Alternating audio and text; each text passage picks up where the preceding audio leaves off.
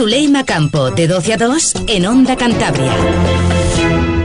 Ay, nos vamos a los ríos de Cantabria, a pescar, no lo sé, yo no sé pescar, o a darse un bañito, o simplemente a disfrutar de las maravillosas cuencas fluviales. Desde el año 2007, más de 5.000 voluntarios han pasado por el proyecto de educación ambiental y voluntariado, que se llama Explora tu río. Desde este proyecto, cada semestre aproximadamente, suelen hacer balance de todas las actividades y de todos los cauces que han examinado. Y en esta ocasión, pues no iba a ser menos, así que ya tenemos el primer balance del año 2016. Por eso hemos invitado a David Gutiérrez, que es la persona que más sabe de este proyecto en toda Cantabria. Así me lo han dicho y yo así lo transmito. David, buenos días. Hola. ¿Qué tal? Días. Bienvenido. Muy bien. Bueno, ¿tú llevas desde el 2007 implicado en el proyecto o te incorporas? Sí, justo empecé en 2007-2008, el pistoletazo de salida. Pues imagínate, como para no conocerlo al detalle y al dedillo, ¿no? El del río, soy yo. Tú eres el del río, David el del río, que no los del río. ¿Este proyecto cómo nació?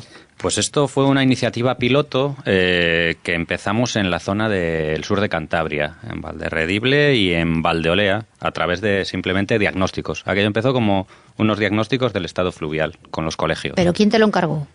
Esto fue una idea. Yo trabajo para la Asociación Red Cántabra de Desarrollo Rural y entre nuestros proyectos pues está obviamente el desarrollo rural a través de programas de educación ambiental. Y este fue una de nuestras iniciativas, la presentamos y parece que ha calado y funciona. Bueno, pues fíjate si funciona, que desde el año 2007 ya han pasado unos cuantos, ¿eh? Sí. Claro. Más de 5.000. Claro. ¿Qué es el chequeo fluvial? El chequeo fluvial es una actividad que, digamos, es la tradicional del programa Explora tu río. Cada año vamos creciendo y obviamente hay que meter más actividades, pero esta es la que nos sirve para diagnosticar el estado ecológico de los ríos. Con ella nosotros somos un poco los médicos de los ríos y sabemos cuál es el estado puntual y como estamos desde 2007 nos sirve para tener un control de la evolución de estos cauces.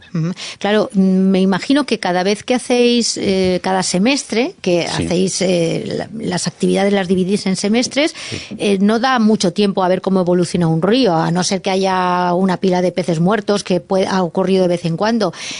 ¿Eso se ve a más largo plazo, la evolución de un río? Eso es. Nosotros, el primer, digamos, diagnóstico así un poco más serio, porque todo esto hay que tener en cuenta que es un poco ciencia ciudadana. Al final los voluntarios son o pequeños o un poco más mayores y el primer análisis grande y diagnóstico que hicimos integral fue el año pasado, que nos sirvió para ver cuál era la evolución de muchos cauces y pues si mejoraban, no mejoraban, y ahí sí que nos dio unas conclusiones bastante curiosas, por así decirlo. Y entre esas conclusiones curiosas, ¿cuál destacarías tú?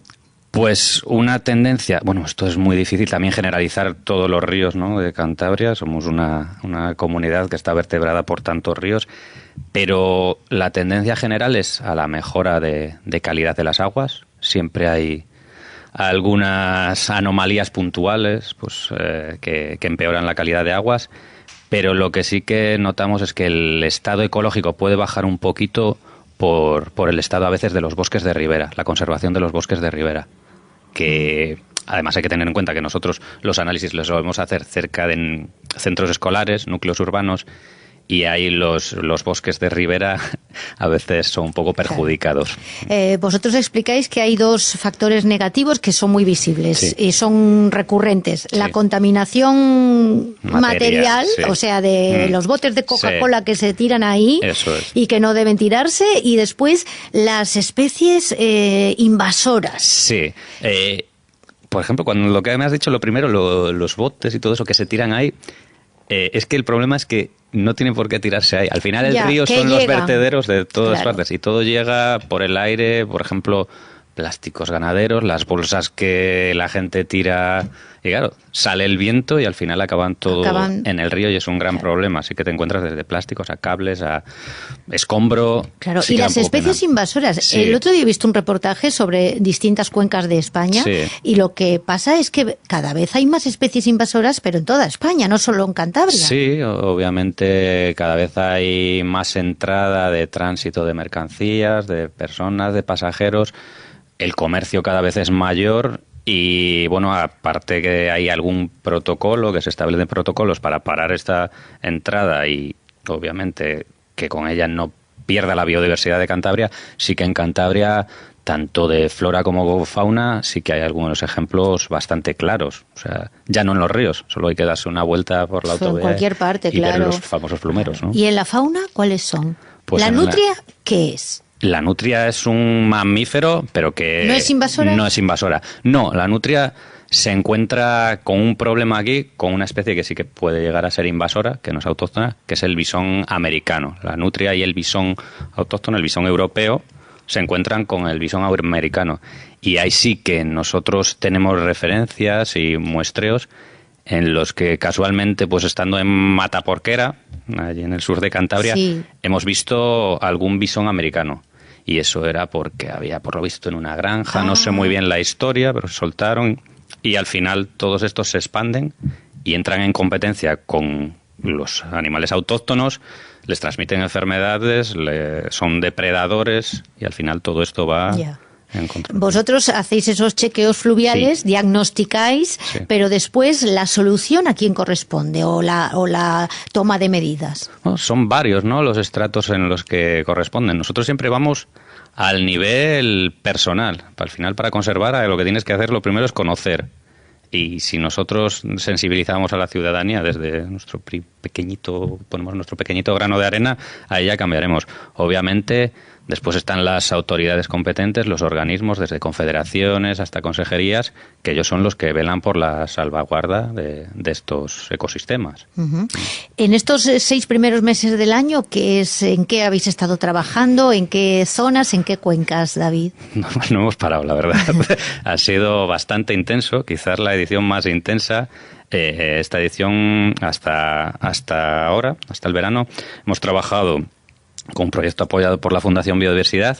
Hemos trabajado en 17 centros escolares y no en todos hemos hecho las mismas actividades. Ha sido desde diagnósticos, de los que hablábamos del chequeo fluvial, a actividades novedosas, porque ya queremos preparar a los más pequeñines. Y, por ejemplo, en edad infantil hemos hecho una cosa que se llama la fluvioteca. ¿Qué es eso? Que son juegos adaptados, lo que sería la oca, pues nosotros cambiamos la oca por un animal que es característico de los ríos, que es el desmán. Después hacemos dominós con truchas, por ejemplo, hacemos parchís, hacemos distintos juegos pedagógicos, pero con una carga de contenidos en los ecosistemas fluviales. Hemos hecho también una edición de unas narraciones encadenadas, unos cuentos que los niños... ¿Eso es la memoria del río, es eso? No, eso es otra cosa. No, la memoria del río es un documental, es una pieza documental que ha ido haciéndose en distintos puntos, en Terán de Cahuérniga, en Vega de Paz, en la cual la gente más mayor de los pueblos se ha juntado con los niños y les ha contado los usos y tradiciones que había sido un encuentro intergeneracional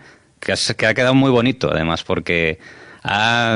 los niños se olvidaban de que había cámaras, sí. Los mayores tenían muchas ganas de hablar y al final ha sido muy fructífero, emocionante a veces. Hombre, las historias que cuentan los mayores de sus ríos de hace 50 o 70 años seguro que son muy diferentes de las actuales. Sí, sienten a veces algún poco de añoranza porque al final la vida en estas zonas sigue estando alrededor de los ríos. Y hay ejemplos claros. Había una señora, por ejemplo, en Vega de Paz, que ya seguía yendo a lavar la ropa al río. ¿Al lavadero? Al lavadero. Como toda la vida. Eso es. ¿Verdad? Sí, los niños con los ojos como platos allí. Claro. Sí. Mira, el otro día ha venido un niño de un campamento de estos típicos de verano y venía con un hueso de vaca muy grandote, debía ser, no sé, de un muslo, qué sé yo de lo que era. Sí. Un hueso de vaca y él venía como loco porque eso no lo había visto en la vida. Claro. Entonces, acercar a los niños a los ríos, en este caso, pues para muchos era una sorpresa enorme. Claro, los niños aquí ya sí que tienen más relación, porque al final en los pueblos, en el medio rural, sí que tienes mucha más relación con los ríos. Pero nosotros, nuestra idea es que ellos van a ser las generaciones que deban cuidar y conservar esto. Y al final, si ellos conocen y le dan la importancia que merece, pues igual se están haciendo bien las cosas, creemos. Hombre, David, yo creo que no sé si hemos evolucionado mucho, ¿verdad? Pero, por ejemplo, cuando hace décadas era normal y se veía como normal tirar animales muertos a los ríos, sí. Eso ahora en España, vamos, es impensable, sí, ¿verdad? Esperemos que sea impensable, sí. A veces pues te encuentras algún problemilla, pero por regla general, obviamente, aparte de que las sanciones económicas pueden ser muy grandes, la gente ya está mentalizada de que el agua que tú bebes en casa llega de esos ríos. Las generaciones ahora ya están mucho más concienciadas, yo creo, tanto a nivel individual como pues, fábricas, ganaderías, tema de agricultura, los vertidos ya están mucho más controlados. ¿Y cada semestre vais a unas cuencas fluviales determinadas? ¿Cambiáis o hacéis un seguimiento más o menos de las mismas zonas? Pues mira, por ejemplo, ahora hasta este mes lo que hemos hecho ha sido el diagnóstico fluvial en 4 cuencas, pero en el otoño vamos a trabajar con el programa Provoca del Gobierno de Cantabria y ahí sí que vamos a trabajar en todas las principales cuencas de Cantabria. Como ya las hemos trabajado el año pasado, entonces ya vamos a poder tener, digamos, ese informe evolutivo que nos va a determinar si van a mejor, si van a peor, si el agua está calentándose más, si está calentándose, si está más fría.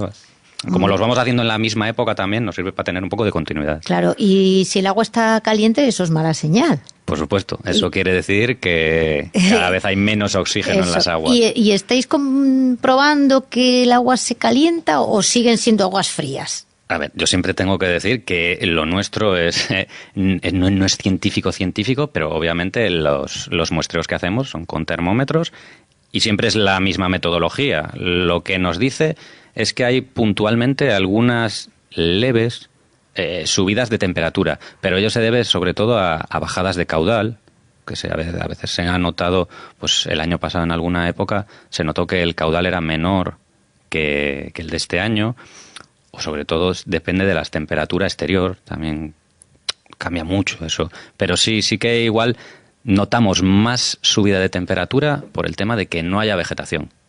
Al no haber vegetación no hay sombra en las aguas. Claro. Y entonces la temperatura obviamente es un poquito mayor. Pero vamos, que las aguas de los ríos siguen siendo frías. Sí.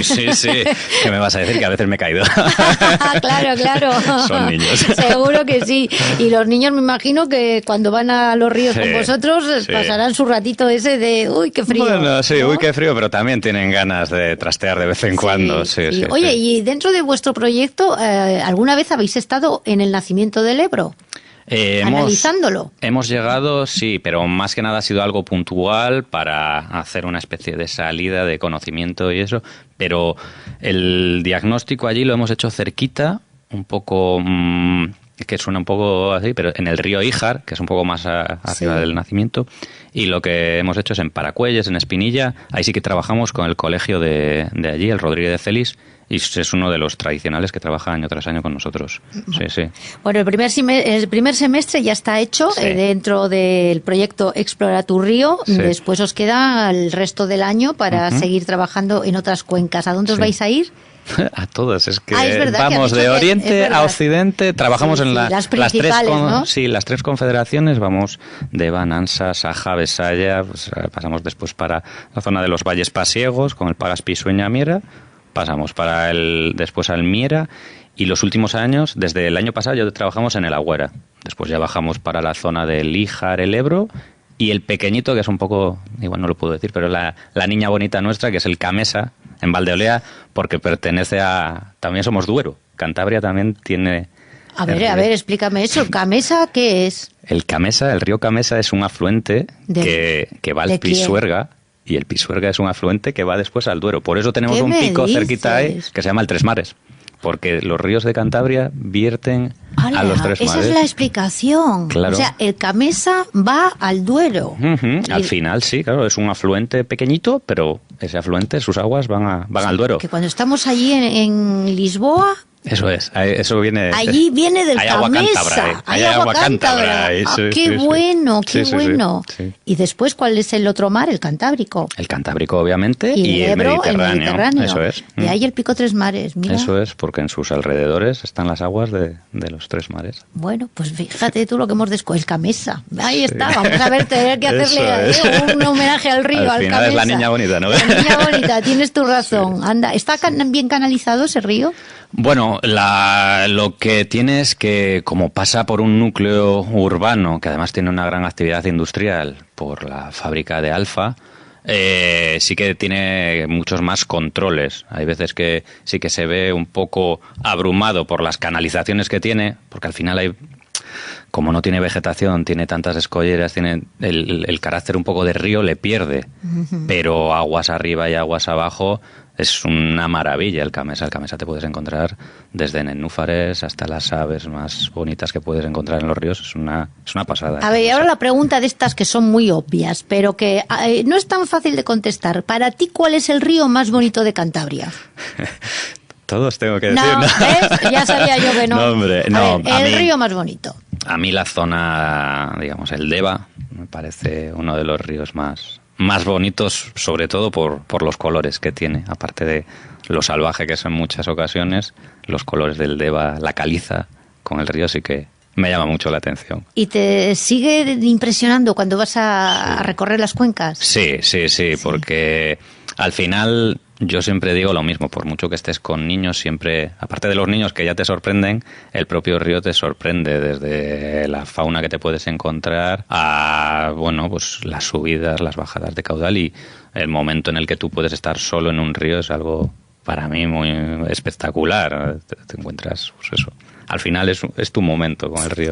Pues el momento de despedir a David Gutiérrez ha llegado ya, pero siempre dándole, por supuesto, las gracias por explicarnos de vez en cuando todos los trabajos que se realizan en las cuencas fluviales de Cantabria, gracias a este proyecto ambicioso y al que debemos estar muy agradecidos, porque ellos cuidan muy bien de los ríos, al proyecto Explora tu río dentro de la Red Cántabra de Desarrollo Rural. David, muchísimas gracias. Muchísimas gracias. Y como me dicen, eres el que más sabe de los ríos de Cantabria, y es verdad, de este proyecto. Seguimos aprendiendo día a día. Gracias, David. Nada, gracias a ti. Muchas gracias.